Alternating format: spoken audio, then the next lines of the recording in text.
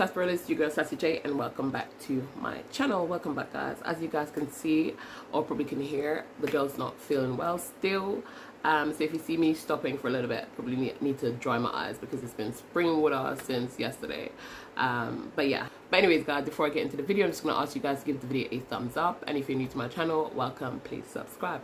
So guys, I'm going to start with Elma and Ekin-Su, because Elma went over to Ekin-Su today because she said, listen, I saw you sitting by yourself and you look a bit sad by yourself, so I thought I'd come over and have a chat.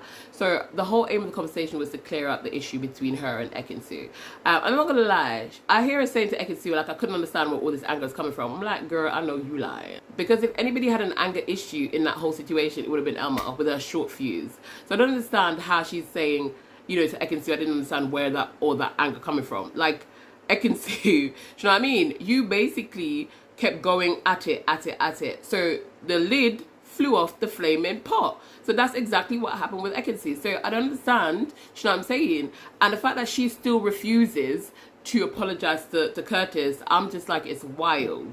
You know what I mean? I personally, if I was Curtis, I would have not even bothered talking to her. I wouldn't, because if you're not going to give me an apology, you can go screw yourself. Like, it's point blank period. Because at the end of the day, had it been the other way around, Curtis would have apologized regardless of whether it's his fault or not. He would have apologized because of what he said about the FU. So she should have apologized to him as well. I don't care what they say, that's not an apology. You acknowledging that you shouldn't have said something, that's not an apology. And I can't accept you acknowledging that you shouldn't have said it because you haven't apologized. So at the end of the day, bye. Do you know what I'm saying? So I can't blame Curtis for just leaving it alone. But for me, I would have not even bothered talking to them. Point blank period. I'm not gonna lie to you. But anyways, she was telling Ekin-Su, listen, this was never about you. Yes, the Snog Marry Pie challenge, that was about the fact that you kissed Sammy, but I was actually over it.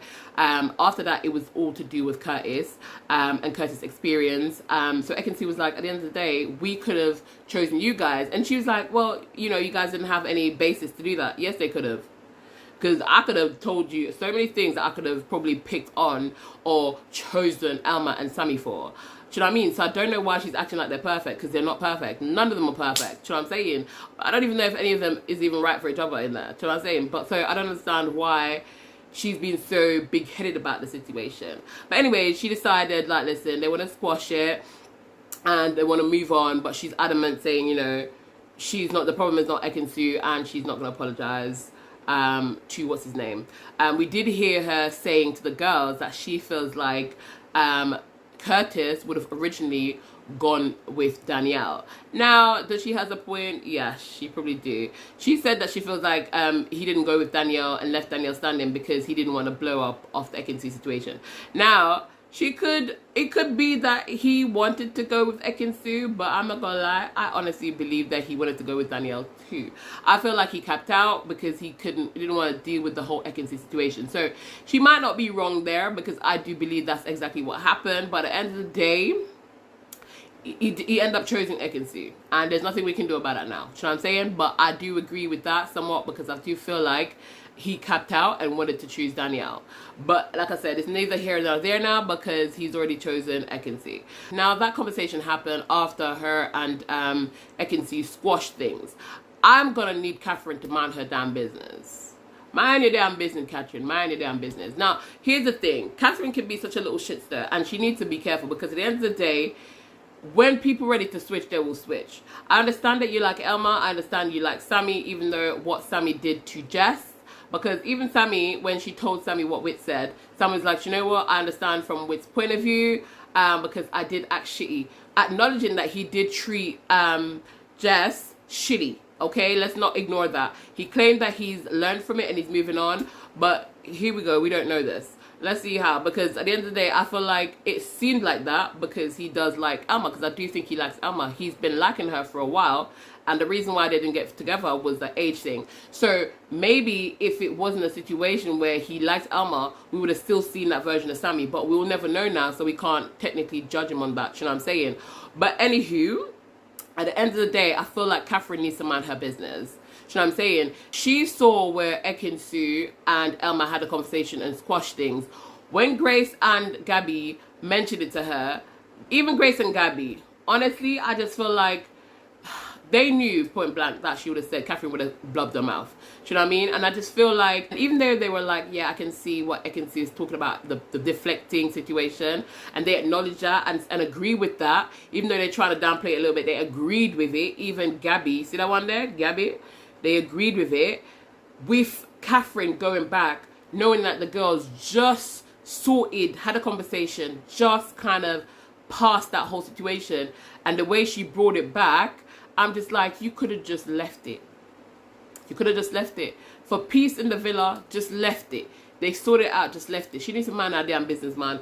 I'm not gonna lie. I like Catherine, but it's when she does stuff like that, it annoys me. It does, because she has a little telltale situation that she always does. She always hears something and just run back with it, and it's just so annoying. Mind your business. Bloody hell. Do you know what? In tonight's episode, I completely agree with Ekin-Su's brother. Them girls don't have Ekin-Su's back. They don't. Because they're so quickly to throw Ekin-Su under the bus. That's the conversation that Ekin-Su had with them. And Grace and Gabby was already ready to blub. And then Catherine went to blub. So nobody really has Ekin-Su's back in there. And once again, like I said, sometimes I see Ekin-Su do stuff and it seems like she has the girls back. But sometimes, because Ekin-Su is so dramatic as a person, and I'm trying not to judge her for that because I am so dramatic myself, so people might think the same, well, people can't say I'm not genuine, because if they say I'm not genuine, tell them stop their mother. But anyways, calm down, Sass, calm down. All that attitude, so ghetto. But anyways, but no, people could probably say that about me because I'm dramatic, right? So people might say, oh, you're so dramatic, da da da. So maybe I shouldn't be looking at that, because I've seen Ekin-Su in the past series and she's had the girls back.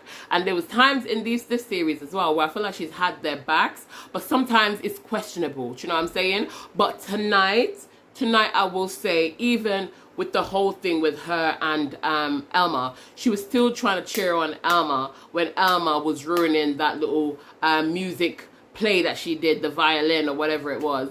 She was shit at it. Right? I'm not gonna lie, and maybe it's just nerves, but I must say, as shit as she was with it, she's still actually better than what I could do, because I couldn't do that shit. You know what I'm saying? So I ain't gonna say she was super shit, but she was shit. But I would have been even more shitter or shittier. You know what I'm saying? Because I don't know how to play none of them stuff for my life. But the fact of the matter is, Ekin-Su was still trying to cheer her on. Right? That's the thing with Ekin-Su. She's still trying to cheer her on, even with the whole situation. You know what I'm saying? So I do feel like, I'm looking back at it, because yesterday I was just like, it's very questionable, some of the stuff that Ekin-Su do. And it really is. But I honestly, watching tonight's or last night's episode, I'm like, you know what? I recognize this person, because this was the person in the last series when it comes to Ekin-Su. She was, do you know what I mean? She has the girls back, but they don't have her back. And it's so sad, because it was the same thing in the last series. They do not have her back. Do you know what I'm saying? But it is what it is. But that girl did a brilliant job. When she was playing that music instrument, I think it was a piano, isn't it? I think so. But I've always wanted to play, and I'm really bad. I've always wanted to learn how to play the guitar, the piano, but I was really bad. The only thing I tried on, well, I tried the piano, but I sucked. I tried the recorder as well. I super sucked. I'm just not really like a musical person like that when it comes to instruments. I'm good with words, lyrics, because I wanted to be a lyricist at one point. I can make a song out of nothing. I'm really good with words. I'm good with poetry. I did creative writing. I'm good with words. However, when it comes, and melodies as well, like I can create my own melody. You know what I'm saying? And I wish that I was able to do that. You know what I mean? Play an instrument, because I feel like I would have been so good if I could do that. So I'm gonna say her and Curtis definitely deserved that win, because I was listening and I was like, oh my goodness, Ekin, that sounded beautiful. That girl has talent. I'm not gonna lie, that girl has talent. To be honest, with tonight's talent show, I feel like, the last night talent show, I feel like they showed a lot more talent compared to previous seasons. Because even, what's her name? Harriet little cheerleading thing, that was actually quite impressive. I can't do the hula hoop to save my life. As soon as I put it up, it drops down. So, you know, go Grace. You know what I mean? I mean, it wasn't a big thing, but I can't do it.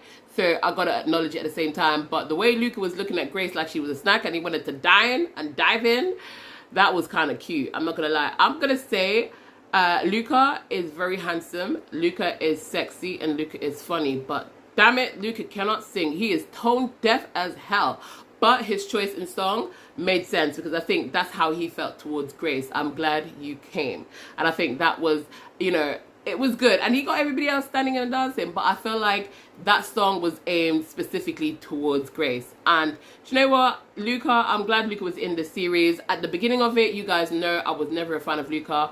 But I've fallen for Luca. And Luca is, once again, handsome in my eyes. Because in last episode, in the one with Im and Gemma, I liked him. I thought he was cute. But then with the whole situation with Im and Gemma, I was just like, personality makes you look ugly.